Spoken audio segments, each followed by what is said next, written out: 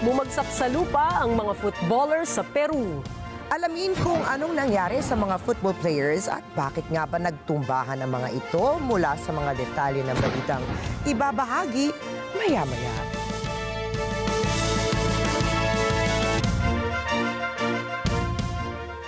Magandang gabi, ako po si Ricky Mathay. Ako si Nina Richie Alagaw Flores. Ito ang mata ng Agila International para naman sa mga headlines ngayong Lunes ng gabi.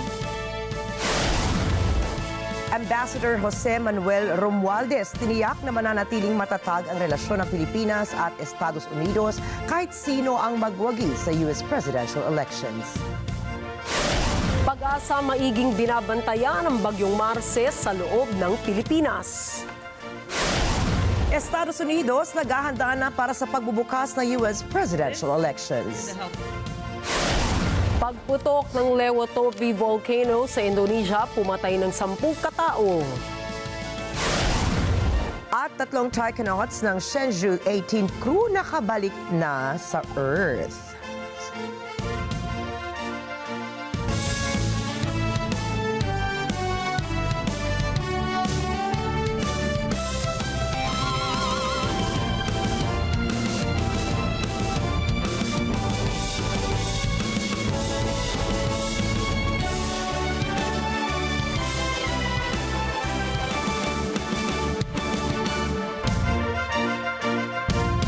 Si Philippine Ambassador to the United States, Jose Manuel Romualdez, na hindi magbabago ang ugnayan sa pagitan ng Estados Unidos at ng Pilipinas kahit sino man ang mahalal na Pangulo sa 2024 US presidential elections. Git ng diplomat, hindi magkakaroon ng malaking pagbabago sa mga polisiya ng US pagdating sa alyansa nito sa Pilipinas. Aniya kapwa niyang nakausap nito ang kampo ng dalawang presidential candidates na sina former US President Donald Trump at Vice President Kamala Harris. Saad pa ni Ambassador Romualdez, siniguro ng dalawang presidential candidates na magiging pareho pa rin ang foreign policy ng US. Tinukoy din ng ambassador na mahalaga para sa ating bansa ang magiging susunod na Pangulo ng US at ang magiging polisiya nito. Kabilang narito ang foreign, economic at defense sectors. Samantala, binigyan din ng envoy na mutual interest ng US at ng Pilipinas ang West Philippine Sea dahil ito ay isang mahalagang trade route. Paliwanag ni Romualdez na nasa $1 trilyon na halaga ng importanteng kalakal ang dumaraan sa naturang karagatan.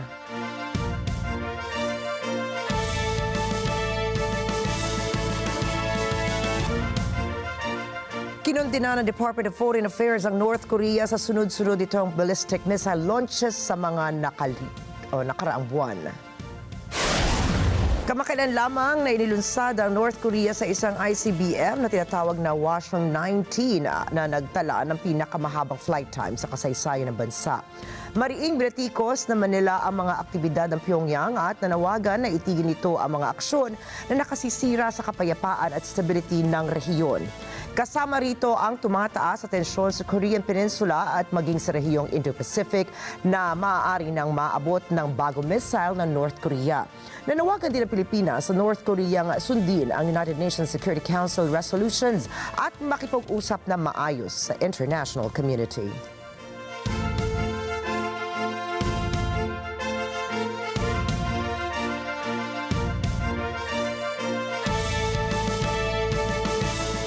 Sinimulan na ng Armed Forces of the Philippines o AFP ang kanilang taunang joint exercise na tinatawag nilang Dagit Pa.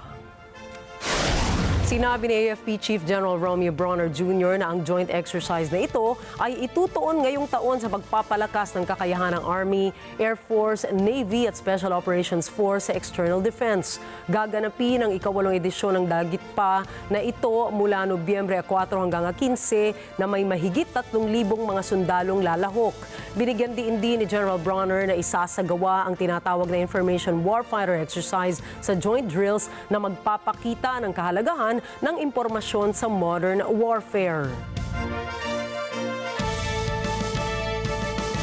Umabot na sa halos 69 na milyon ang mga botante sa ating bansa ang nakapagparehistro para sa 2025 midterm elections ayon po yan sa COMELEC.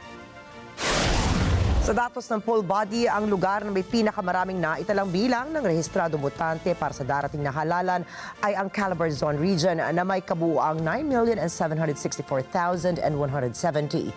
Sinundan naman ito ng Central Luzon na may 7,562,858 registered voters. Iniulat din ng COMELEC na nakapagtala ito ng 532,837 applicants sa pamamagitan ng Automated Fingerprint Identification System na subjects sa pagtanggal ng double or multiple registrants.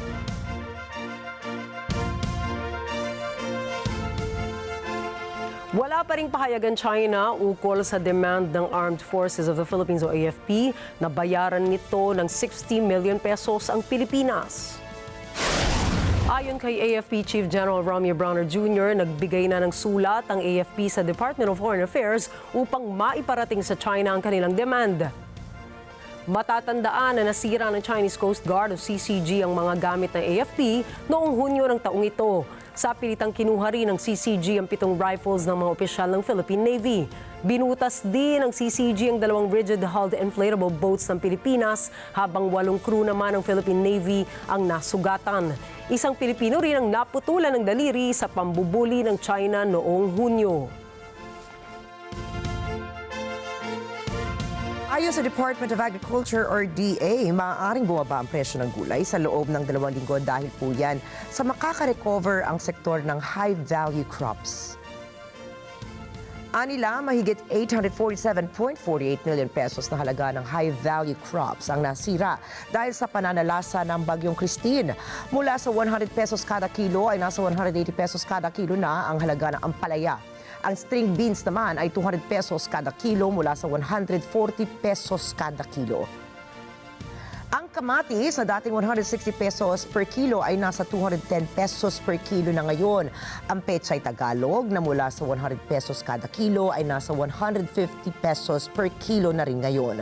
Kasama rin sa mga gulay na tumaas ang presyo ay ang talong, Baguio beans, carrots at sayote. Sinabi ni Agriculture Assistant Secretary Arnel de Mesa na bumaba ang demand ng gulay mula sa Nueva Vizcaya Agricultural Terminal, Central Luzon at Calabar Zone dahil sa bagyo. Samantala, patuloy naman ang pagtaas ng presyo ng gulay sa Metro Manila at sa mga lugar na sinalanta ng Bagyong Christine.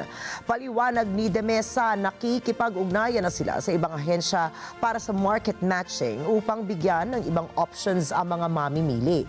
Galing ang mga gulay na ito sa Visayas, Mindanao at maging sa ibang lugar sa Luzon na hindi naapektuhan ng bagyo.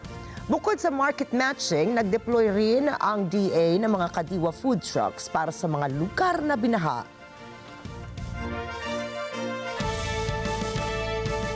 Maiging binabantayan ng pag-asa ang Tropical Storm Marce matapos pumasok ito sa Philippine Area of Responsibility.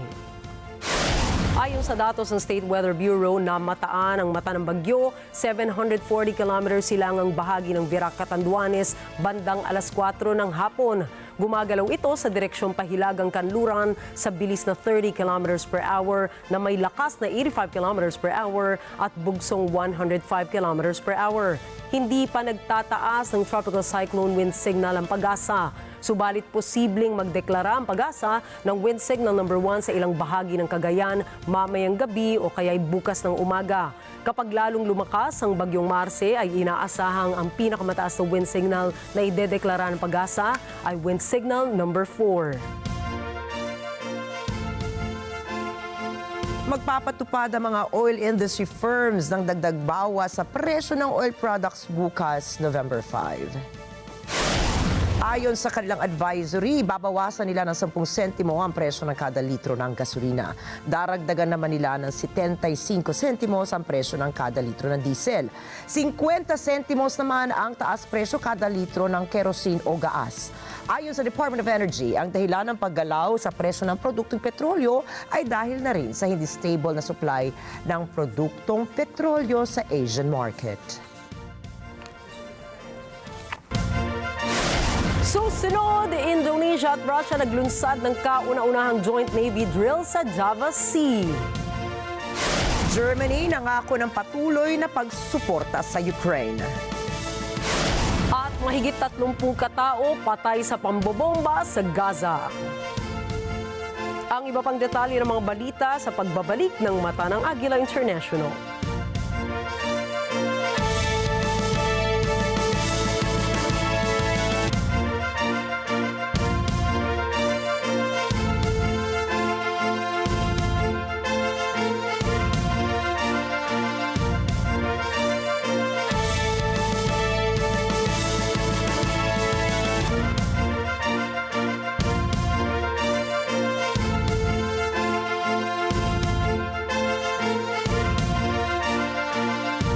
Why choose Supreme Pure Organic Barley? It is 100% pure organic barley straight from Australia. Certified super brands. The first alkaline-based barley in the Philippines. High pH level, 7.9 alkaline level, 68 micronutrients, non-acidic.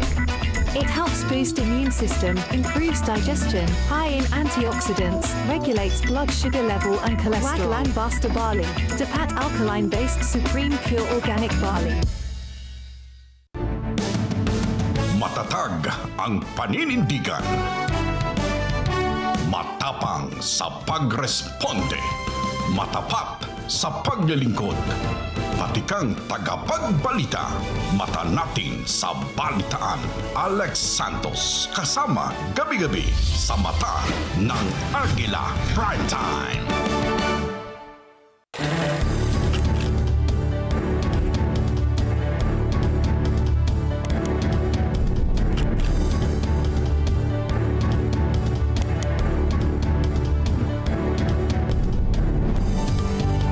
It is a signal to the world that we are open for business. Open for Business with Cesar Vallejos. Every Sunday, 9 p.m. Sa NET25.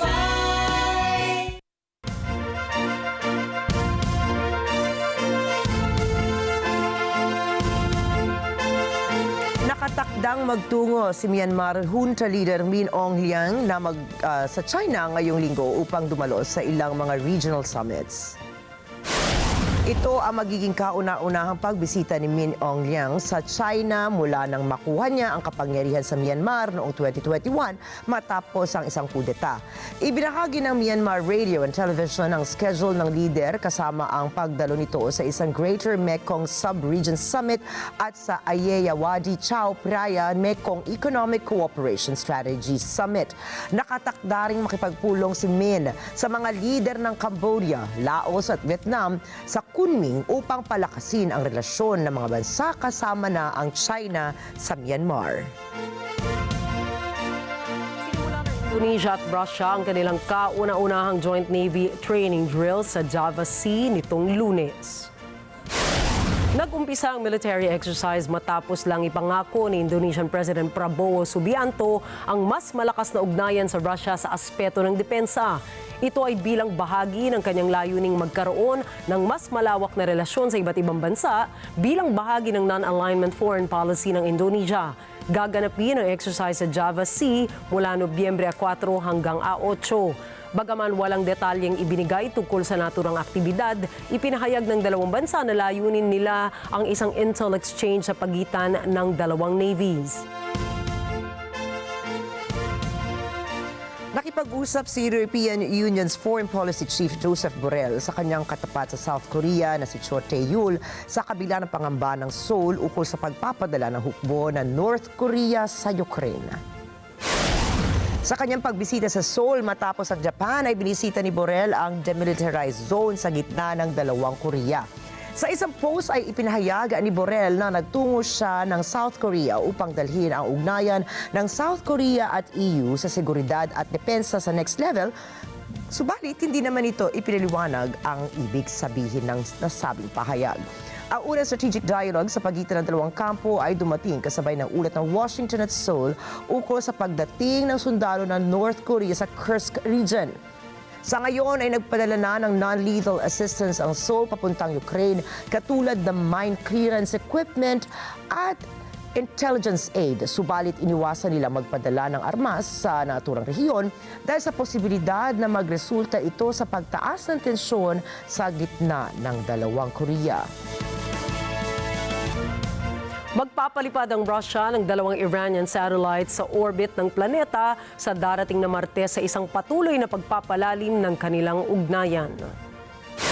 Ipinahayag ni Iranian Ambassador to Russia Kazem Jalali ang balitang ito sa isang post sa social media. Binigyang diin niya ang lumalawak na kooperasyon ng dalawang bansa sa larangan ng siyensya at teknolohiya.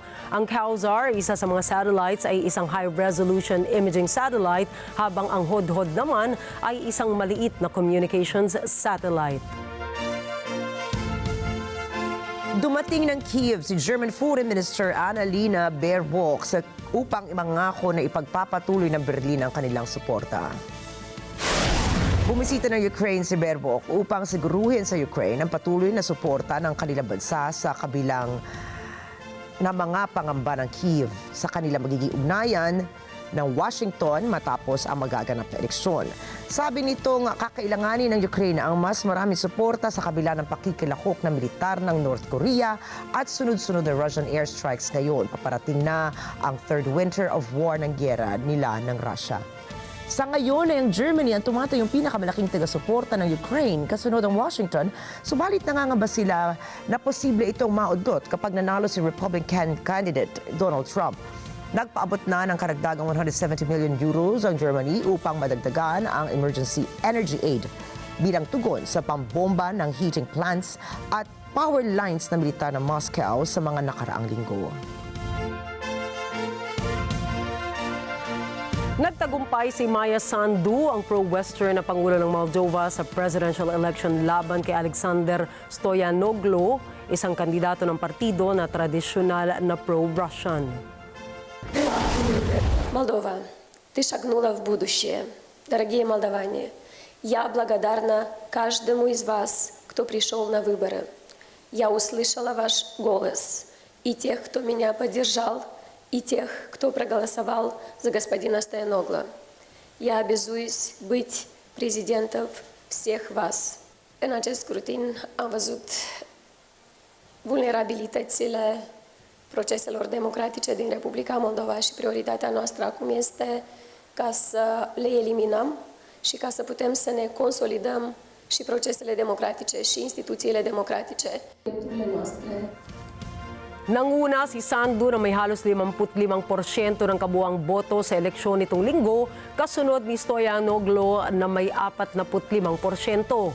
Itinuturing ng kanyang mga taga-suporta ang tagumpay na ito bilang isang pagsuporta sa mga mamamayan sa kanyang matatag na pro-Western na direksyon. Gayunpaman, ang matibay na impluwensya ni Stoyanoglu at partido niya na Party of Socialists sa ilang bahagi ng bansa ay nagpapakita ng mabigat na hamon para sa partido ni Sandu sa darating na halalan sa susunod na taon. Hinimok ng Special Rapporteur on the Occupied Palestinian Territories ang United Nations o UN na i-classify na genocide ang nagaganap ngayon na krisis sa Gaza. Iminungkahi rin itong suspendihin ng UN ang credentials ng Israel sa ahensya. Narito po ang detalye mula sa report ni Chantel Santos. Kasabay ng akusasyon ni UN Special Rapporteur Francesca Albanese, binanggit nito ang ebidensya ng tahasang layo ng Israel na burahin ang populasyon ng Palestine. Kinondena na rin ni Albanese ang 57 taong okupasyon at hindi pagsunod ng Israel sa mga resolusyong internasyonal. Aniya, ang paglalarawan sa sitwasyon na war crimes ay hindi sapat sa kasukdulan ng pananakit na ginagawa sa Gaza. Idiniin ni Albanese na ang focus ay dapat nasa layunin na siyang nagtatangi sa genocide mula sa ibang pagsalangsang.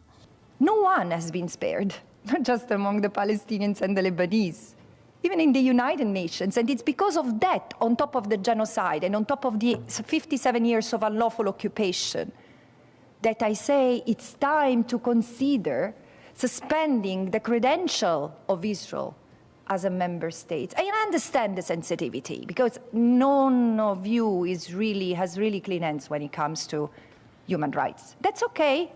But no one else has maintained an unlawful occupation violating decades of UN Security Council, General Assembly, Human Rights Council, International Court of Justice, decision and resolutions as Israel has done. Enough.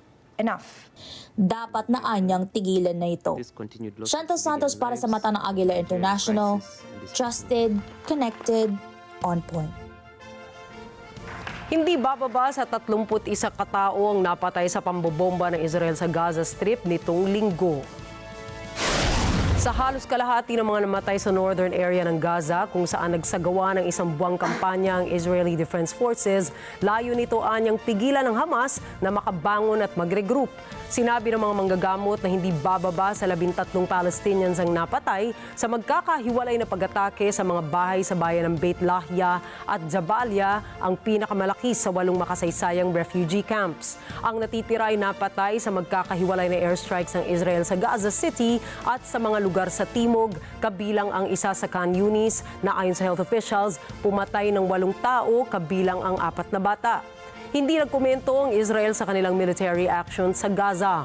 Samantala, noong Sabado, nagpadala ang Israel military ng bagong Army Division sa Jabalia upang sumali sa 2 pang operating battalions. Sa pahayag, sinabi na daan-daang militanteng Palestinians ang napatay sa mga labanan mula nang magsimula ang raid noong October 5. Plano ng Israel na gumamit ng Iron Beam laser defense system para pabagsakin ang mga paparating na missiles mula sa Iran at mga kaalyado nito sa Middle East region. Inaasahan ng Israel na magiging operational ang naturang defense system na may high-power laser sa loob ng 1 taon. Ayon po sa Israel, magdadala ang bagong defense system na ito ng new era of warfare sa gitna ng war of drones at missiles nito sa Iran at kanilang mga kasama sa rehiyon. Gumugol ang Tel Aviv na mahigit $500 million para palawigin ang produksyon ng naturang defense system. Una nang inilahad ng Israel ang prototype ng Iron Beam noong taong 2021. Ayon sa Israel Defense Ministry, target ng binansagang Iron Beams na gumamit ng high-powered lasers para mapabagsak ang mga projectile, kabilang ang missiles, drones, rockets at maging ang mortars. Kumpara sa pambihirang Iron Dome ng Israel, ang laser shield ay mas mura, mas mabilis at epektibo laban sa mga drones na makailang ulit na bigong ma-intercept o maharang ng Iron Dome. Nanawagan si Bolivian President Luis Arce na tapusin na ang magastos ng mga highway blockades na nagparalisa sa ekonomiya ng ilang bahagi ng bansa.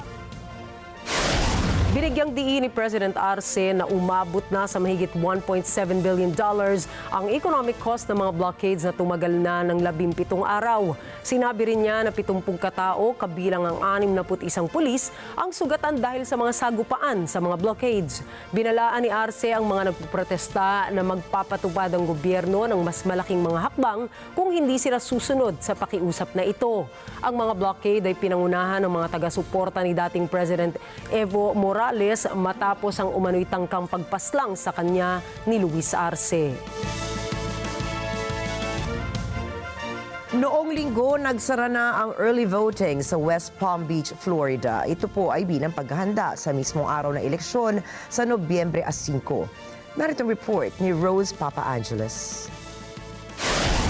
Ang West Palm Beach ay county seat ng Palm Beach County, Florida.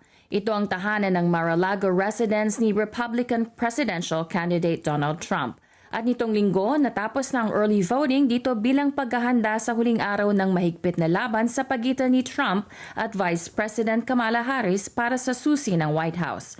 Samantala, nagtipon din sa West Palm Beach ang mga taga-suporta ni Trump, bitbit ang mga bandera, banners at samot-saring simbolo para sa kanilang pabor sa dating Pangulo. Ayon sa kanila, ito ay paghahanda para sa isang Grand Old Party o GOP election win. Para sa isang Trump supporter na si Mr. Dario, ang eleksyong ito ay hindi tungkol sa kulay ng balat kundi sa pakikipaglaban para sa tama. Feeling positive. We're going to win this. There's one vote, one choice, and it's Trump all the way. The vehicle, take a look at it, it says it all. We're going to continue to fight till the very last day. Rose Papa Angeles para sa mata ng Agila International, trusted, connected, on point. Samantala, sa battleground state ng Pennsylvania, nagpahayag ng kanilang saloobin ang mga botante roon ukol sa kanilang pag-asa na darating na eleksyon, sino man ang kanilang kandidato. Narito po ang report ni NJ de Guzman. Ang Pennsylvania ay isa sa ilang mga estado na inaasahang magdedesisyon sa kalalabasan ng eleksyon sa pagkapangulo. Ito ay sa napakahigpit na laban sa pagitan ni Republican at former President Donald Trump at ni Democratic Vice President Kamala Harris. Noong linggo, nagpahayag ng saloobin ang mga mamimili at mga vendor sa Butler, Pennsylvania Flea Market ukol sa kampanya ng dalawa at sa kahalagahan ng kanilang estado sa makasaysayang eleksyong ito.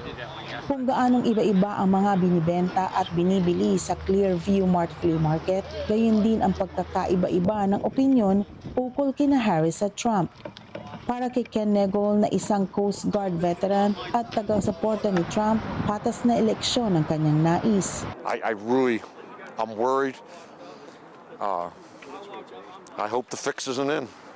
I hope that we're able to take and have an honest, good election, a fair election, and I hope Trump wins it. It's as easy as that. And he showed here in Butler County, I mean, they tried to shoot him. And he comes up ready to fight. You know, so that's my kind of man. Para naman kay Janet McKnight na isa ring taga-suporta ni Trump at Vance, batid niyang kung ang mga ito ang mananalo, huhusay muli ang Amerika. I'm hoping and praying that Trump is going to be the new president. I feel that he's going to make America great again. I really feel he will make America great again with all the things that he said that he's going to do, like with the border, the economy. Sa kabilang banda, ayon naman sa mga taga-suporta ni Harris at Walz, ramdam nila ang tagumpay ng dalawa. Para kay John Moore, isang magandang bagay ang dala sa eleksyon ng isang swing state tulad ng Pennsylvania. I feel good. I feel confident. There's an energy that's come with this, and there's a sense of importance. There's been a sense of invigorated care about things that are going on in the country and what we as Pennsylvanians bring to the election and to the fight as a whole, especially with women, especially with the minorities as a whole. It's been a nice change of pace. Especially. At the end of the day, I want people to be able to have polite political discourse again. I don't want this extremist right and left side. I want people to be able to talk to one another again in a way that's respectful and, people to get along again. And I think we're hitting this turning point where we can have that again. Ayon naman kay Rhonda Jewart na Harris-Walz supporter din, maraming Pennsylvanians ang nagbabago ng isip at ibinibigay ang boto para sa Democratic Party. Oh, I'm very optimistic. I've been canvassing a lot of good feedback from people. I'm really thinking there's a lot of good things that are going to happen. We're going to move forward. I do. I see people that are changing their minds, veterans, women who are deciding to vote differently than they did before. I think they really are learning a lot of the policies of Harris, and the more they learn, the more they're changing their vote. And there's a lot of independents that I've talked to that are leaning towards Harris. So I feel good. I do feel good about it. At para naman kay Sandy Nana, nakukulitan na sa pangangampanya ng kapwa-partido, sino man ang manalo, nais niya na magiging magandang bansa pa rin ang Estados Unidos. I'll be glad when it's done, all these commercials and the emails and texts you get on your phone. But I'm not, I know whatever it is, and whoever becomes elected, I'll honor them and support them to make this United States be a good place. NG Guzman para sa mata ng Agila International, trusted, connected, on point. Noong linggo, lumamang si Democratic Presidential nominee Kamala Harris sa swing state ng Michigan. Para sa kanyang mga taga-suporta roon, ramdam na nila na siya ang susunod na Pangulo ng Estados Unidos. Si Tony Rose Valenzuela para sa report. Positibo ang reaksyon ng mga taga-suporta ni Vice President Kamala Harris dito sa battleground state ng Michigan. Para kay Dewey Weiss na isang electrician, walang pagtatalo na si Harris ang dapat manalo. I feel fairly confident. I think people for various reasons, still need convincing. But, for me, it's a pretty obvious choice for the line of work that I do. I'm a union electrician. And, it's well known that Donald Trump wants to do away with unions and break unions up. And, just his stance on construction in general, of which I've been in the field for a long time, is bad. His outlook on it and paying workers, especially their fair wage. Para naman kay Doug Pratt na isang communications director, dahil sa mahigpit ang labanan, kailangan katukin ang lahat ng mga pinto para kumbinsihin ang mga botanteng bumoto. It's going to be close. It's going to be very close. And that's why events like today, I've been talking to people who've been out on the doors. There are more volunteers today than frankly, in some places we have enough doors to knock, which is a good problem to have. Tinugol ni Harris ang umaga ng kanyang linggo sa Detroit, habang si Republican Donald Trump naman ay nangampanya sa Pennsylvania. Batay sa opinion polls, nakakandado ang dalawa sa mahigpit na laban. Para kay Harris, suporta ng kababaihang botante ang malakas. Samantala para kay Trump, suporta naman ng Hispanic male voters ang umingay. Tony Rose Valenzuela, Troy, Michigan, para sa mata ng Agila International. Trusted, connected, on point. Sa Georgia, para sa mga taga-suporta ni Republican presidential nominee Donald Trump, nasa kandidato nila ang momentum ng mga huling sandali ng eleksyon. Narito po ang report ni Rosel Feria. Matindi ang pag-asa ng mga taga-suporta ni Donald Trump sa Georgia na mananalo ito sa eleksyon. Para kay Renee White na dumalo ng 57 beses sa rallies ni Trump, mahigpit man ang laban, mananaloan niya ang dating Pangulo. I'm not giving up. We have 2 days to the election. 2 days to the election. And Trump's going to win this. We might have a fight before it's over, but I'm not worried because we are going to prevail. Because you know why? God has us. And every part of this is going to be biblical. Period. It's going to be biblical. Just like when he got up and he said, fight, fight, fight. The warriors will carry on. Period. Pahayag naman ni Ziggy Hartman, nakakalula ang suporta ng mga taga-Georgia kay Trump. The momentum seems great. I'm a Trump Force 47 captain, so I knock on doors and I am out in the community, and the support seems enormous. I mean, if I had to guess in my region, I'd say 80%, and that's just my organic experience.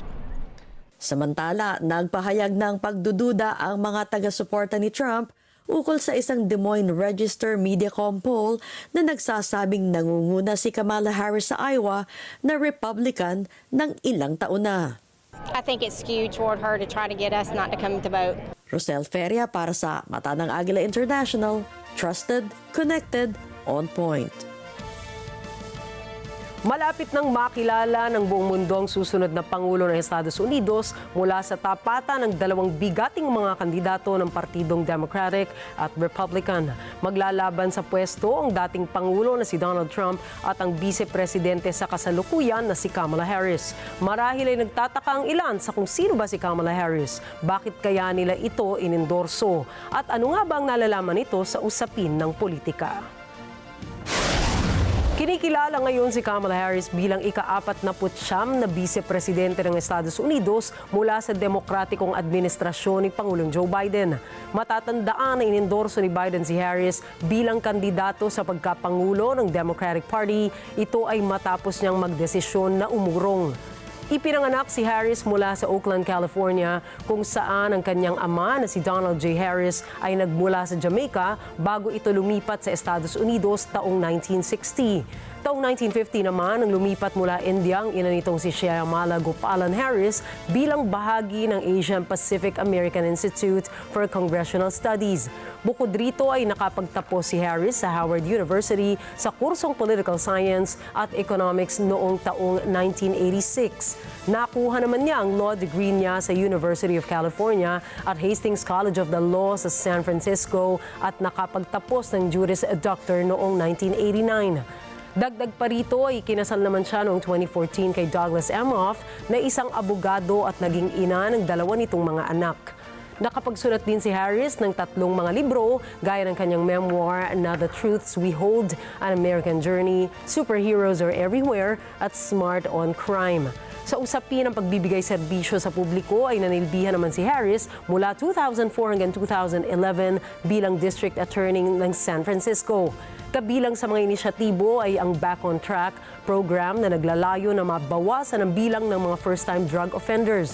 Kasunod dito ay naupo siya bilang kauna-unahang Black woman Attorney General ng California mula 2011 hanggang 2017. Tumatak sa kanyang pagsisilbi sa California ang paglaban niya sa issue ng foreclosure crisis, environmental protection at reduction of truancy.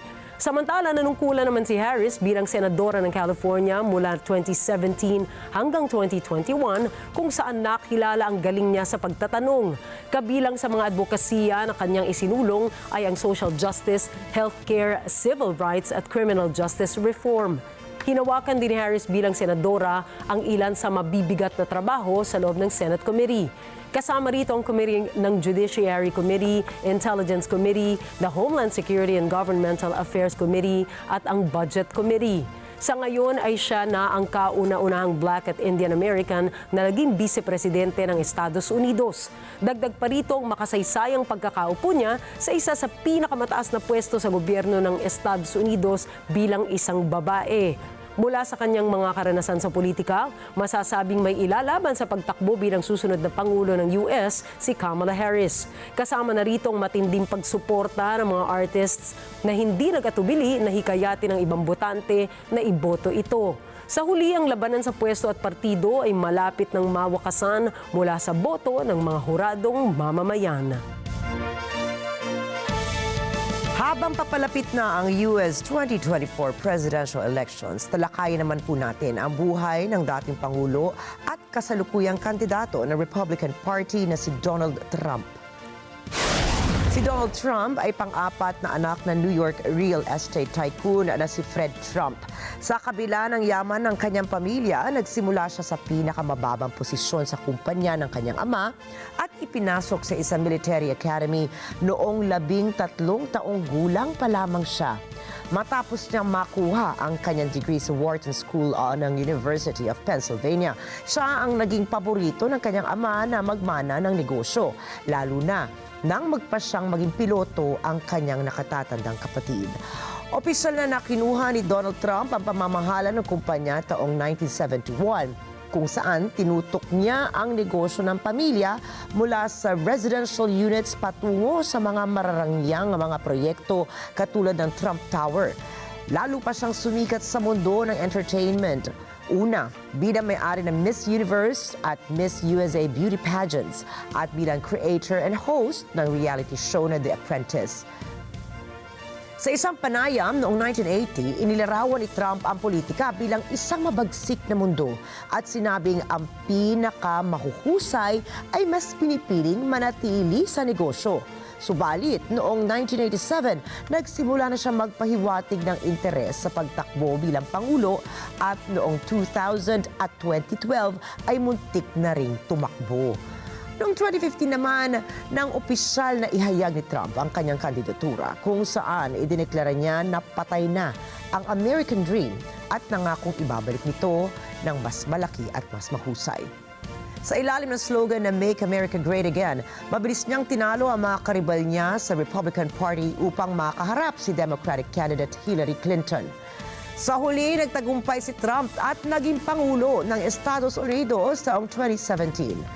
Naghatid ng drama at kontrobersya ang kanyang pamumuno. Nagpatupad siya ng mahigpit na immigration policies, naglunsad ng trade war kalaban ng China at naglunsad ng ilang tax cuts. Taong 2020 election year, humarap si Trump sa matinding kritisismo sa pamamahala niya ng COVID pandemic at sa huli ay natalo sa laban kay US President Joe Biden. Marami ang nagsabi na lalong nasira at natapos na ang political career nito matapos ang paglusob ng mga taga-suporta niya sa Capitol Building dahil sa paniniwalang dapat nanalo si Trump sa halalan. Lalo na nang talikuran siya ng iba niyang mga taga-suporta at mga donors. Subalit ngayong 2024, nakita ng bansa ang nananatiling impluwensya nito sa mga mamamayan nang ipanalo niya ang Republican candidacy at sa darating po na Nobyembre 5, muling nasa posisyon si Donald Trump sa posibilidad na magbalik bilang Pangulo ng Estados Unidos. For the death penalty for any migrant that killed. Susunod, 11 sugatan sa Oklahoma City matapos tamaan ng buhawi. Astronauts ng Shenzhou 18 crew nakabalik na sa China. At Anna Kendrick nag-donate sa anti-sexual violence charities. Mga detalye ng mga balita sa pagbabalik na mata ng Agila International.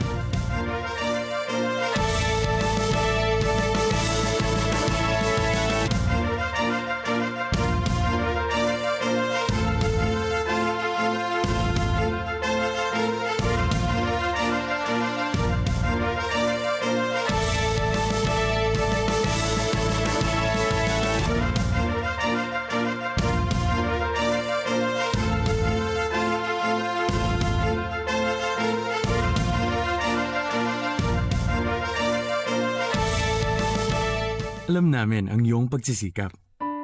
Dama namin ang iyong mga sakripisyo. Kita namin ang pagharap mo sa bawat pagsubok. Kaya sa kabila ng mga hamon ng buhay, nandito kami para umalalay. Kasi katulad mo, gusto rin namin ang magandang bukas para sa kanya. Hatid namin ang dekalidad na edukasyon at makabagong pasilidad sa abot kayang halaga. Kaya huwag ka nang mangamba. Sasamahan ka namin tuparin ang mga pangarap niya.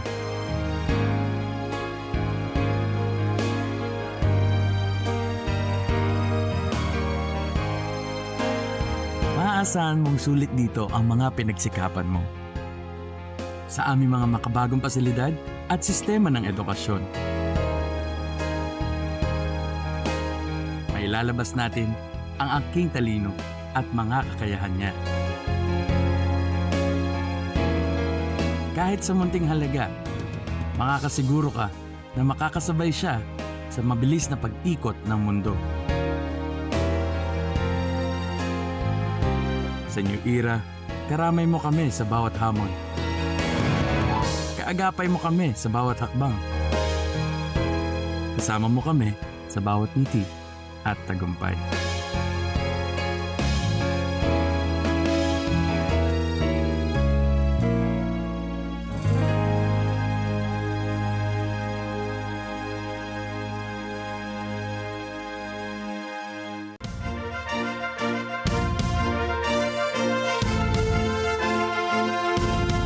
Dinala sa pagamutan ang 11 individual dahil sa natamong mga pinsala sa katawan matapos dumaan ang mga buhawi sa Oklahoma City. Itong linggo, nag-issue ang National Weather Service ng tornado watch sa ilang bahagi ng Oklahoma at Texas. Inaasahang tatakahakin ng severe weather conditions sa lugar ang direksyon ng silangan ayon po yan sa Weather Service. Batay naman sa estimates ng Oklahoma City officials, hindi bababa sa 77 gusali ang napinsala habang 39 naman ang tuluyang nasira dahil sa kalamidad. Patuloy na nakararanas ng power outage ang halos 20,000 residente ng Oklahoma at Texas dahil sa nasirang power line. Nagdeklara na rin ng emergency declaration si Oklahoma Governor Kevin Stitt para sa 6 na apektado na counties nito. Samantala, tiniyak naman ng mga opisyales sa lugar na maibabalik nito ang kuryente sa mga polling stations sa Oklahoma bago magsimula ang presidential elections. Nasawi ngayon ang 5 migrante sa Spanish island of Lanzarote. Ito ay matapos tumawid patungong Canary Islands. Ayon sa Spanish Sea Rescue Service ay 5 katawan ang natagpuan nilang lumulutang kasama na ang butas na inflatable boat.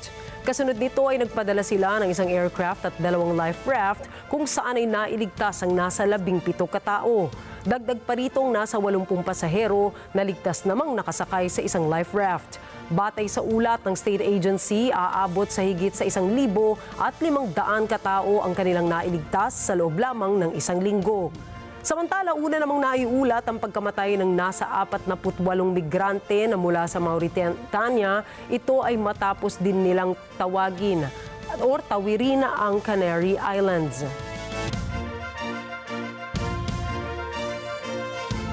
Patuloy na iniimbestigahan ng mga pulis sa Scotland ang natagpuang ulo sa kalsada ng Cowgate District. Kita po sa video ang ilang sandali ng bago matagpuan ang naturang bahagi ng bangkay ng isang tao. Mapapansing pinulot ng isang lalaki ang ulo kung saan ay ayon sa lokal na ulat na pagkamalan pala ng lalaki na isang prop na gagamitin sa isang prank. Subalit makaraan ang ilang segundo ay binitawan niya ito nang napagtanto nitong totoong ulo pala ang kanyang hawak-hawak. Kinumpirma naman ng forensics officers ng Edinburgh na may 74 na taong gulang na lalaki ang namatay sa lugar matapos masagasaan ng isang single-decker bus. Inihayag naman ng Scotland Police sa publiko na tigilan na ang pagpapakalat ng naturang video sa social media dahil ito ay nakakasama sa pamilya ng nasawi. Inimbestigahan na rin ng otoridad ang road incident kung saan sangkot ang nasawi. Patay ang isang football player sa Peru matapos tamaan ng kidlat sa soccer field. Ayon sa lokal na ulat, tumama ang kidlat ilang segundo matapos i-anunsyo ang suspension sa laro ng Juventud Bella Vista at Familia Choca dahil sa bagyo. Pero bago pa makaalis ang mga manlalaro sa field, ay tumama na ang kidlat sa lugar. Kita sa video ang aktwal na pagtama ng kidlat sa soccer field. Mapapansin na nangisay at bumagsak na lamang ang mga footballer sa lupa matapos makuryente ng kidlat. Agad na dinala sa pagamutan ang mga nasaktan na manlalaro, subalit binawian na ng buhay si Peruvian footballer defender Jose Hugo de la Cruz Mesa. Nasakta naman si goalkeeper Juan Choca matapos magtamo ng matitinding paso sa katawan dahil sa insidente. Patay ang 10 katao sa Indonesia. Ito po ay matapos mag-alburuto at pumutok ang bulkang Lewotobi, Laki-Laki. Ayon sa mga otoridad ay hating gabi ng linggo nang magbuga ito ng lava at maglabas ng volcanic ash na sinundan ng mga pagsabog. Dagdag pa nila ay inabot ng lava ang mga kabahayan sa ibaba ng bulkan na may layong 4 na kilometro mula sa crater nito. Kasunod nito ay presahan nilang inilika sa mga residenteng naninirahan malapit sa lugar ng bulkan. Makikita naman sa ilang larawan na binalot na makapal na volcanic ash ang mga kalsada at gusali. Samantala, nagbigay babala ang Indonesia's Disaster Agency sa posibilidad ng pagbaha na may kasama mga abo na maaaring makaapekto sa kalusugan.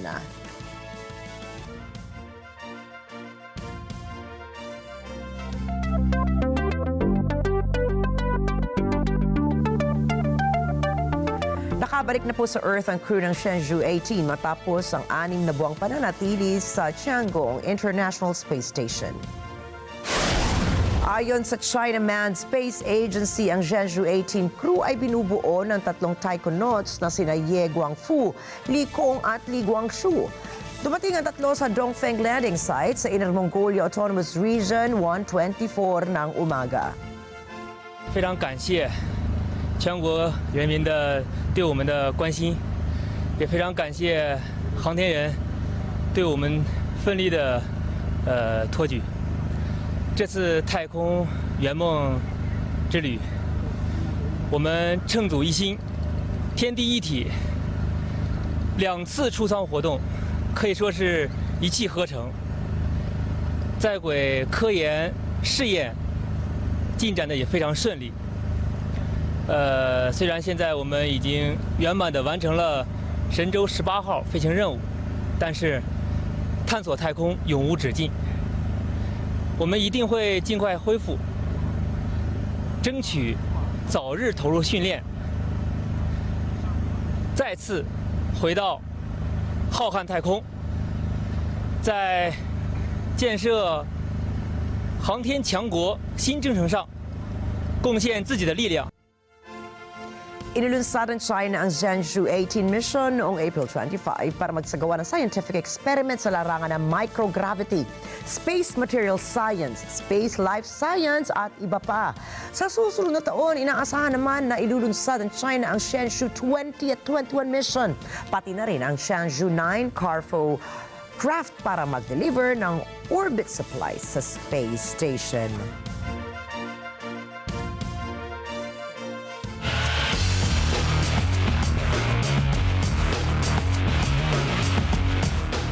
Sold out po ang pinakamainit na ticket sa Southern California habang nag-aagawa ng fans na makakuha ng pwesto sa Dodger Stadium. Ito ay sa pagdiriwang ng ika-8 World Series Championship. Narito ang report ni Eva and Alan Basayahe sa Los Angeles, California. 100,000 in attendance. That's the estimated number of fans who packed downtown LA for the Dodgers Victory Parade, with another massive crowd here at Dodger Stadium for a ticketed-only special event. The Dodgers won baseball's most prestigious title back in 2020. However, COVID-19 stifled parade plans. But now the City of Angels, 4 years and one global pandemic later, can finally have a celebration that's been in the making for quite a while. 2020 didn't really count. We were during COVID, so that didn't, I was alive luckily during then, but I didn't get to experience what I'm experiencing now, so I couldn't miss up this opportunity. Game 5 was one of the worst games to watch from home. I had to, watch at work for like the first half, then get home, and thankful for all those errors, but we worked hard and the team picked it up, so that's all we can ask for. Just to get over that game 5, was a blessing because all of our players were so hurt, battle-tested. Freddie Freeman had a rib injury, all of these things. Everything was going in the wrong direction, so to do that, to come back down 5 was just a miracle, really. I have my defibrillator right next to me just in case, because my heart's going back and forth, pounding so hard, I can barely watch, right? I'm walking up like I'm the manager and my arms folded. I'm not sitting on my couch. I'm just walking around enjoying what was going on. Dodgers did what they did all year long. They made another great comeback. It's the best team in the world, and we proved it already this year, and we're going to prove it next year. We're going to get new signings. Shohei's going to pitch. It's looking good. Our injuries, we're not going to have any next year. We're going to have our whole starting pitching rotation. We're going to win again next year. We're the city of champions. We win. We have the Kings, we have the Lakers, and the Dodgers. We're all about championships, and the city's a great city. If you guys from the Philippines come visit, we'd love to have you. I'm supposed to be at work, but I'm here because go Dodgers, baby. Yeah, I called this morning. I had a little cold, but I'm good. Yeah. Don't tell my boss, please. From come-from-behind victories to spectators getting a little too handsy, this series had plenty of nail-biting, head-scratching moments all throughout. But ultimately, the boys in blue got the job done, securing the 2024 Commissioner's Trophy and Championship number 8 for LA. Reporting from the home of the world champion Los Angeles Dodgers, Ivan Allen for Matanang Agila International. Trusted, connected, on point. Binuhat naman ni Luka Doncic ang Dallas Mavericks para patumbahin ang Orlando Magic sa score na 108-85. Habang bigo ang Brooklyn Nets na talunin ang Detroit Pistons sa score na 92-106. Narito po si Vin Pasqua para sa balita. Elbow J, good for Luka. Playing here tonight as Luka connects from downtown.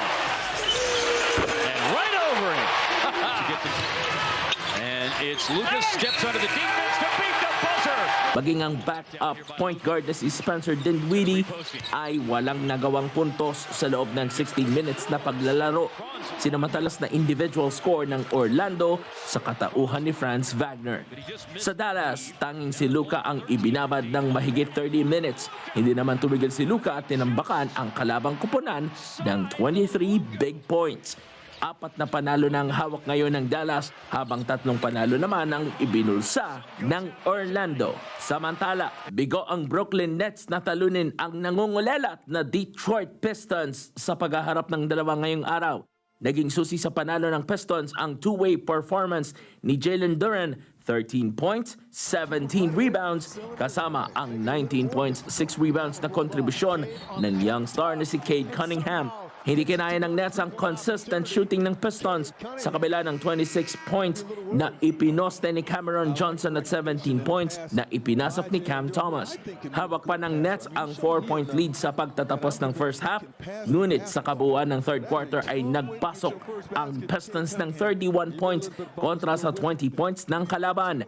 Sa fourth quarter, nalimitahan lamang ang Nets sa 15 points sa loob ng 12 minutes habang kabuuang 23 points ang ipinasok ng Pistons.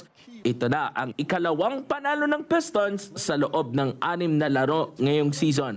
Nitong nakalipas na 2023-2024 season, naitala ng naturang kupunan ang pinakamahabang magkakasunod na pagkatalo. Sa loob ng 28 na magkakasunod na laro ay hindi nagawa ng Pistons na manalo. Ito ngayon na nagsisilbing longest losing streak sa NBA. Sa naturang season, tanging 14 games lamang ang nagawa nilang maipanalo at ibinulsa ang 68 na pagkatalo. Sa kanilang pagdispatcha sa Nets ay tumaas naman ang kanilang record sa 2 wins at 5 losses ngayon sa panibagong simula ng NBA season. Para sa Balitang Sports, Then Pascua para sa mata ng Agila International. Trusted, connected, on point.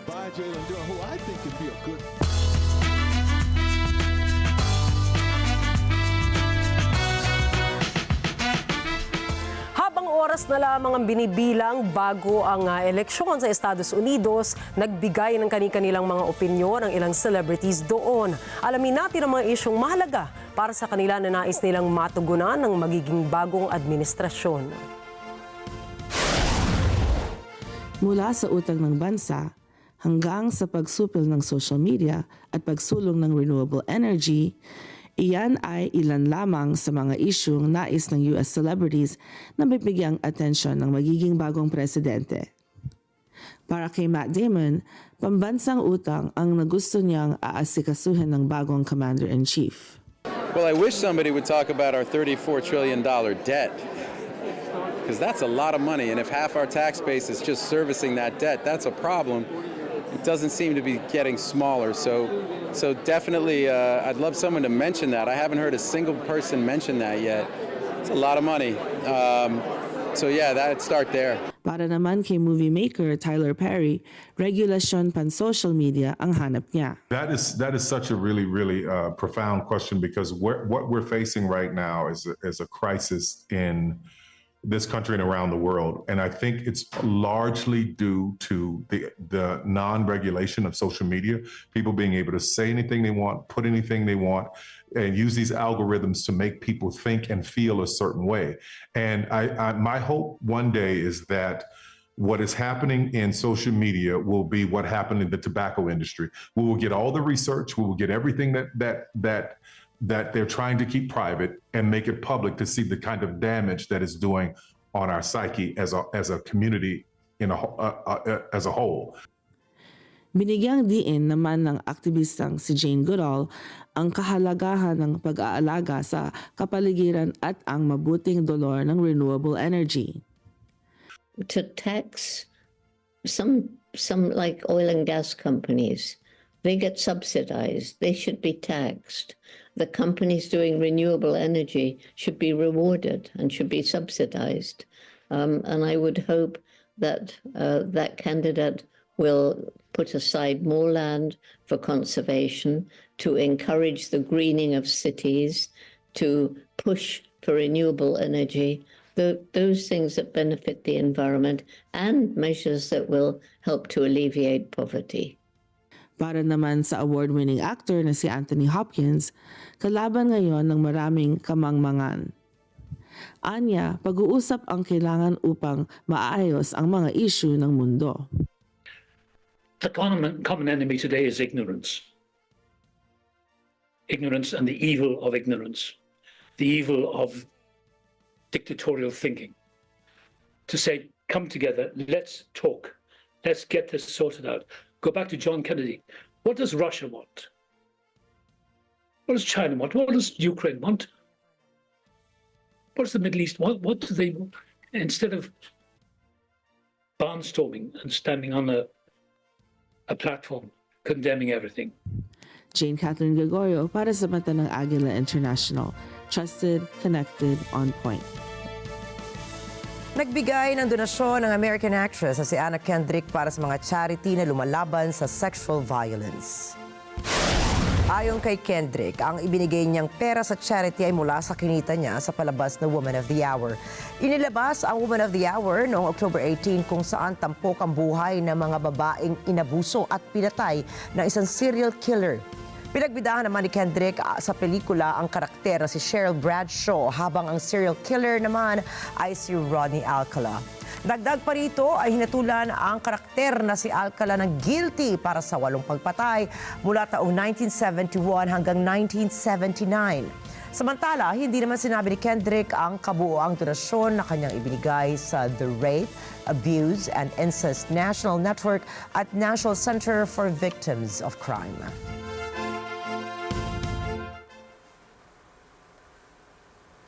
Pumanaw na po ang iconic music producer na si Quincy Jones sa edad na 71 sa kanyang tirahan sa Bel Air. Nakilala si Jones mula sa kanyang natatanging kontribusyon sa pagbuo ng mga kantang jazz, pop, soul at iba pa. Dagdag pa ritong hindi malilimutan niyang kolaborasyon sa mga hit singers na gaya ni Michael Jackson, Ray Charles at Frank Sinatra. Isinilang si Jones sa Chicago noong 1933 at tumagal ng higit sa 6 na dekada sa industriya ng paggawa ng kanta. Ilan sa mga una niyang trabaho ay ang pagiging trumpeter at arranger ng mga kantang jazz kung saan ay sunod niyang nailabas ang kantang Thriller ni Michael Jackson. Samantala, matagumpay namang nakakuha ng 80 nominasyon sa Grammy si Jones kung saan 28 sa mga ito ay kanyang naipanalo.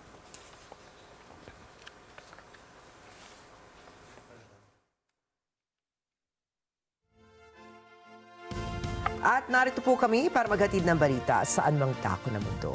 Muli ako po si Ricky Matay. Ako si Nina Richie Alagaw Flores. Ito ang mata ng Agila International. Para naman po sa mga balitang nangyari sa iba't ibang panig ng mundo, punta naman tayo kay Alma Angeles para sa mata ng Agila World News. Take it away, Alma.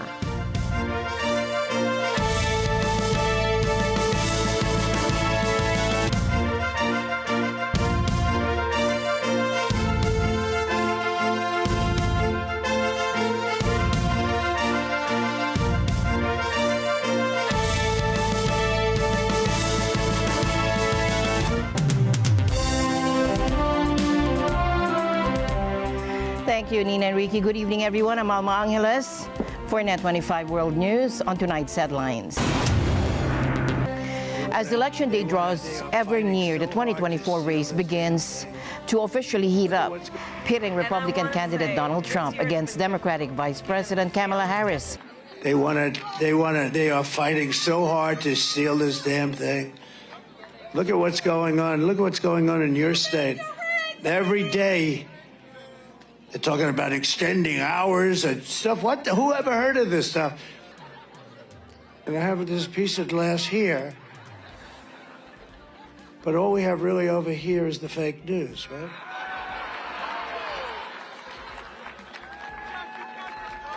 And to get me, somebody would have to shoot through the fake news. And I want to say, this year has been difficult, given the scale of death and destruction in Gaza, and given the civilian casualties and displacement in Lebanon. It is devastating. And as president, I will do everything in my power to end the war in Gaza. And the news starts now.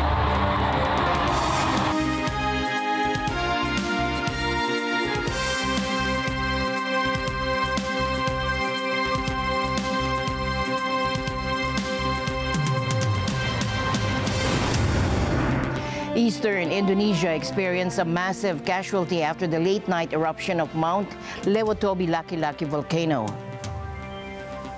The volcano, which is located on Flores Island, erupted on Sunday just before midnight, forcing the evacuation of nearby communities. Hadi Wijaya, an official at the Center of Volcanology and Geological Hazard Mitigation, said the volcano belched a fiery red column of lava, volcanic ash, and blazing rocks. The alert status has been enhanced to the maximum level. An evacuation area has been designated which extends 7 kilometers from the margins of the crater, as houses within a 4-kilometer range are already affected by avalanches of lava and rocks. Indonesia's disaster agency warned of potential flash floods and cold lava flows in the coming days. The local government has declared a state of emergency for the next 58 days, meaning the central government could help provide aid to the 10,000 affected residents. Indonesia sits on the Pacific Ring of Fire, an area of high seismic activity atop multiple tectonic plates. And this eruption follows a series of eruptions. In May, a volcano on the island of Halmahera, Mount Ibu, caused evacuation from 7 villages. And North Sulawesi's Ruwang volcano also erupted in May and prompted authorities to evacuate more than 12,000 people. Flash floods and cold lava flow from Mount Marapi in West Sumatra province in May killed more than 60 people. Protests broke out as King Felipe of Spain visited a suburb in Valencia that was severely affected by last week's deadly floods. And people were so frustrated that they started throwing mud and other objects, expressing their anger over what they see as the authorities' mishandling of the storm and flooding from last Tuesday. Tonight from Spain, a tense confrontation as the royal family visited flood-ravaged Valencia. King Felipe, Queen Letizia, and the Prime Minister Pedro Sanchez faced angry protesters in Paiporta, one of the hardest hit suburbs where more than 60 people died in the last week's devastating floods. Shouting murderers and hurling mud, the enraged citizens converged on visiting dignitaries to protest what they said was a deadly delay in warnings and emergency responses.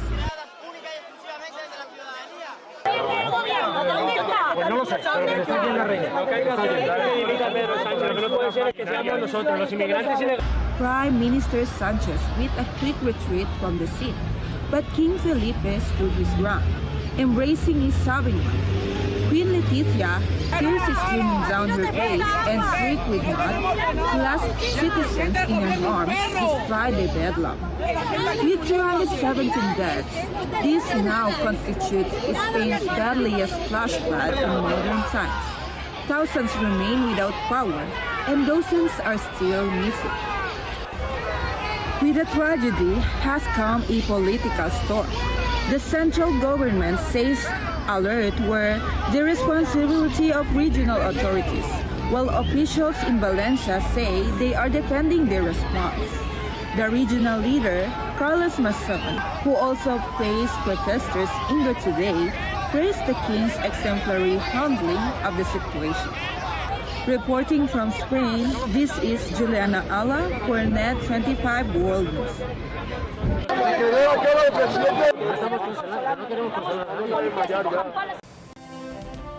As we approach the final stretch of the campaign, both candidates are feeling the pressure. Neither can afford to ease up with multiple stops planned across key battleground states. Take a look. Tonight, we see competing strategies from both campaigns during this crucial closing weekend. Donald Trump visibly fired up, targeted Kamala Harris at his first of 3 rallies in central Pennsylvania. They are fighting so hard to steal this damn thing. Look at what's going on. Look at what's going on in your state. Every day, they're talking about extending hours and stuff. Who ever heard of this stuff? We should have one-day voting and paper ballots. It's a damn shame. And I'm the only one that talks about it because everyone's afraid to damn talk about it. And then they accuse you of being a conspiracy theorist. He's a conspiracy. And they want to lock you up. They want to put you in jail. The ones that should be locked up are the ones that cheat on these horrible elections that we go through in our country. And I don't know what's going to happen, but for future elections, I won't be even a part of it. But you ought to damn well go to paper ballots, you ought to go to voter ID, and you ought to have the election over by 9 o'clock. I'm hearing now they're going to take weeks. He made a point to comment on the bulletproof glass surrounding him on stage, suggesting that anyone wanting to shoot him would have to go through the press. I have a piece of glass over here,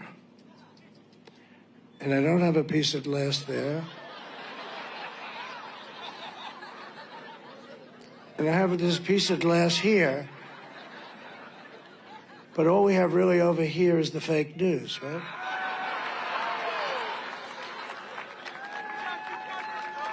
And to get me, somebody would have to shoot through the fake news. And I don't mind that so much, because I don't mind that. His campaign later clarified that Trump was expressing concern for the safety of the media present. Trump spent a considerable amount of his speech attacking the news media at the rally, at one point gesturing to TV cameras and saying, 11 times or so, they said, no, that's not right. That's not right. You know, they weren't supposed to do that, too, by the way. ABC, it's ABC fake news, CBS, ABC, NBC. These are, in my opinion, these are seriously corrupt.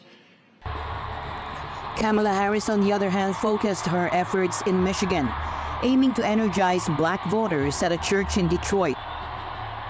She also visited a black-owned business in the area, reaching to Arab and Muslim voters who are upset with the administration's handling of the conflict in the Middle East. And I want to say, this year has been difficult, given the scale of death and destruction in Gaza, and given the civilian casualties and displacement in Lebanon. It is devastating. And as president, I will do everything in my power to end the war in Gaza.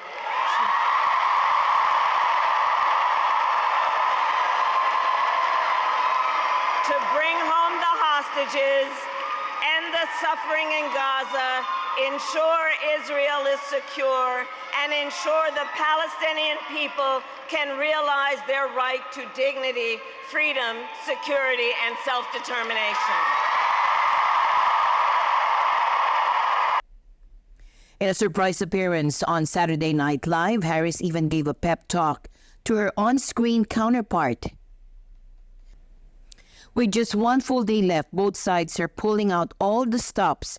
Vice President Harris will hold her final rally in Michigan tonight before heading to Pennsylvania for 3 more stops, culminating in a star-studded event in Philadelphia. She even shared a video urging people to vote and showcasing her absentee ballot. So make sure you fill out your ballot. I did mine. I'm going to put it in the mail, and we are going to make sure that we fight together for the promise of America. As Election Day draws ever near, the 2024 race begins to officially heat up, pitting Republican candidate Donald Trump against Democratic Vice President Kamala Harris in a continuing neck-and-neck fight. Political experts have already weighed in with their thoughts on what might unfold when the votes are counted. Ohio State University's Professor Paul Beck warns of possible challenges to the electoral process. If Trump is defeated, he will not accept the result, and will do everything he can to try to prevent that count on, I think it's January 5th this year, where they're certifying the presidential electoral votes. The difference between 2024 and 2020 is that he's not president. And he doesn't have the kind of levers of power that he was fully able to exercise to try to prevent a Biden victory in the Electoral College. He will do that again, but not from the kind of position of power that he had back in 2020 and early 2021. If Trump is elected, what we will find is colossal change. I've referred to it in other interviews as burning down the House, in effect.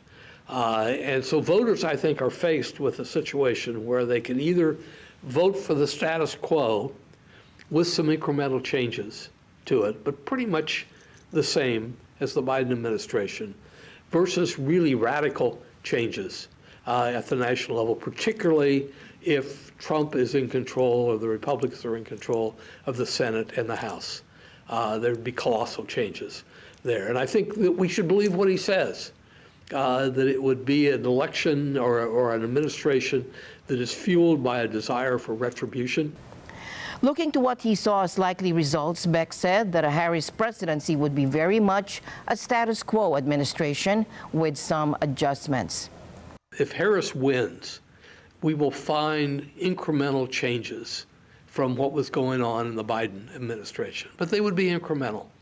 It'd be the status quo with some changes more in a direction that Harris would chart. I think changes in pressures on Israel, but probably behind the scenes, not so much blatantly in the public. This election may drastically alter the current political landscape within the Republican Party. There'll be a mad scramble on the Republican side to see who can inherit the Trump base. My guess is that that base is loyal to Trump and nobody else. But they have been registering more and more Republicans, so they're probably going to vote Republican, but not necessarily for anybody who Trump designates as his successor. Who is his successor going to be? It could be Donald Trump Jr., could be J.D. Vance. As Americans prepare to go to the ballots, Beck outlines what could happen. Just because things are so close in 2024, and it's so hard to predict what's going to happen should Trump lose. If he wins, I think we know what is going to happen. He has said it himself, and it's going to be a really tumultuous 4 years in the United States, particularly if he has control of the Senate. And if he has control of the House, he will have what we call a trifecta, where all three branches of the federal government are in Republican control. And even for that, there would almost be nothing that could prevent him from doing what he wants to do. Meanwhile, a caravan of expensive sports cars set off in Columbus to try and persuade people to get out and go to the polls for the final day of early voting. But these kinds of things are, these are great wrap-up moments to just really bring the community out and say, let's make some noise and have some fun while we're reminding people that this is a really, really important event that's about to happen with the election, all the way down from the president to all of our local elections. So it's been a great deal of fun, just reaching out and connecting with our community partners and getting them to show up and rally with us. Because as we've been driving, we've tossed out flyers, a partner would jump out and hand flyers to people, giving them information and everything. So tracking the impact is really going to be hard, but we know we had a lot of people coming out on porches, we had bullhorns, giving them the information about, early voting and how to find their polling location and all of that. So we traveled quite a few miles today from East Long Street all the way up to the Board of Elections on Morse Road. So a lot of people saw us. How many people we drive to the polls, we don't actually know, but that was the purpose of the day. Yep, right here.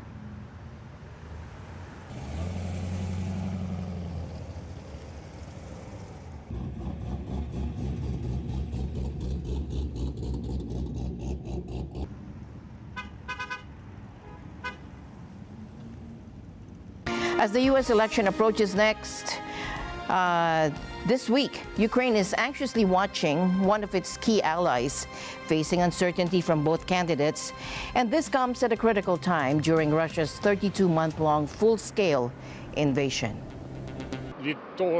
Our future depends on what happens on November 5th. No more, no less. This will be a pivotal moment in how the events unfold, whether they will continue along the same path or we will see radical change. If Harris wins, it will be a continuation of the sham assistance to Ukraine, which means they will talk and do nothing. If Trump wins, he will most likely push for an end to the war and give away a share of Ukraine's territory. In either case, Ukraine loses.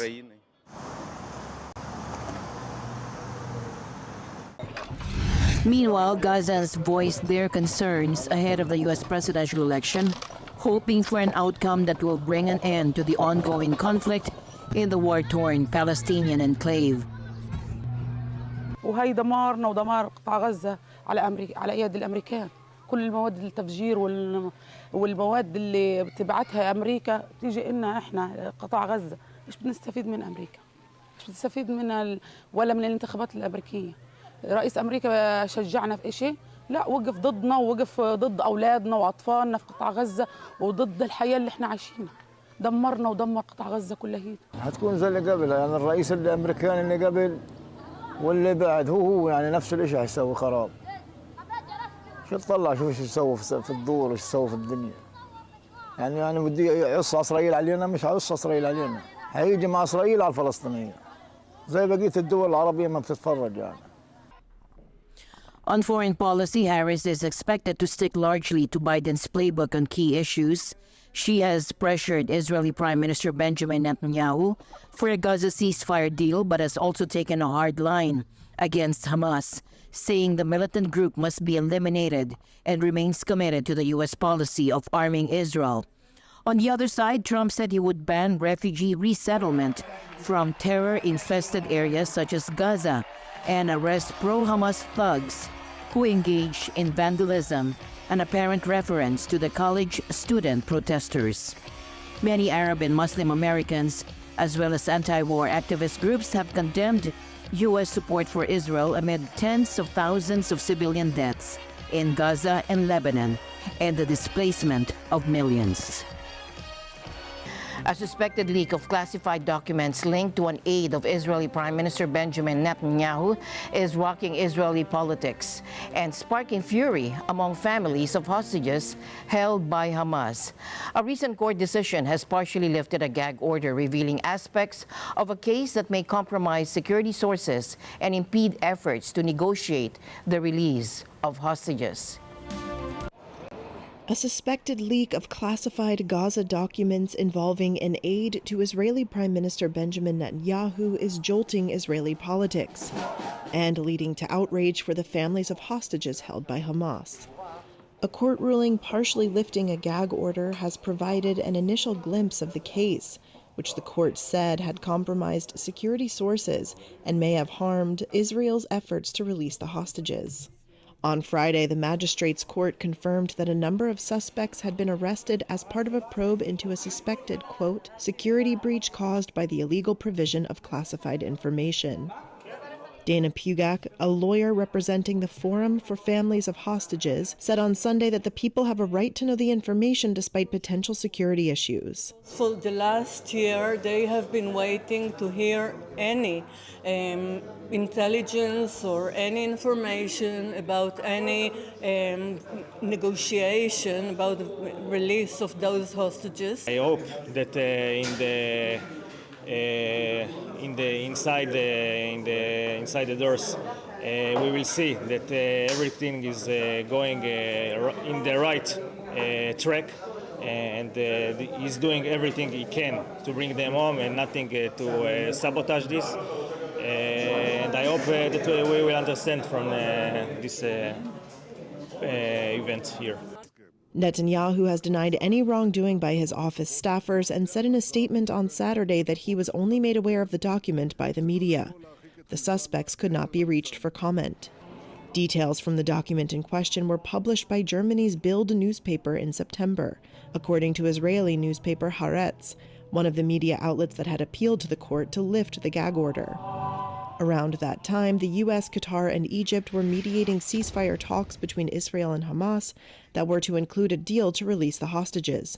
But the talks faltered, with Israel and Hamas trading blame for the deadlock. The article in question was published days after 6 Israeli hostages were found executed in a tunnel in southern Gaza. Their killing sparked mass protests in Israel and from outraged hostage families, who accused Netanyahu of torpedoing the ceasefire talks for political reasons. On Sunday, the court ordered one suspect to be released while keeping others in remand, according to Israeli Channel 13 News. A bold act of protest in Iran has once again put the country's strict dress codes in the global spotlight. At Tehran's Islamic Azad University, a female student staged a dramatic demonstration against mandatory hijab laws by removing most of her clothing while speaking to her classmates. Video footage captures her walking across the campus with her hair uncovered, as her fellow students, many still wearing headscarves, look on. However, what started as a peaceful protest quickly took a troubling turn. Witnesses reported seeing several men forcefully shove the young woman into a car on a nearby street Amnesty International has confirmed that she was violently arrested. The Amir Kabir newsletter, a student-run social media outlet, stated that the situation escalated after members of the Basij paramilitary group allegedly harassed her. University officials later claimed she was experiencing mental health issues. The United Nations is closely monitoring the situation, with Special Rapporteur Mai Saito pledging to keep an eye on how authorities respond to this incident.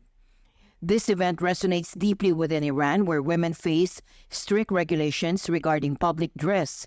It comes just over a year after the death of Masha Amini, a 22-year-old woman who died in custody after being detained by morality police for an alleged hijab violation, igniting nationwide protests. And the news continues here on NET25 World News. We'll be right back. Abangan niyo po kami tuwing Sabado at Linggo, 8 to 9 a.m. Dito lang yan sa NET25. Ito ang tahanan. Ako po si Ate Sherilyn.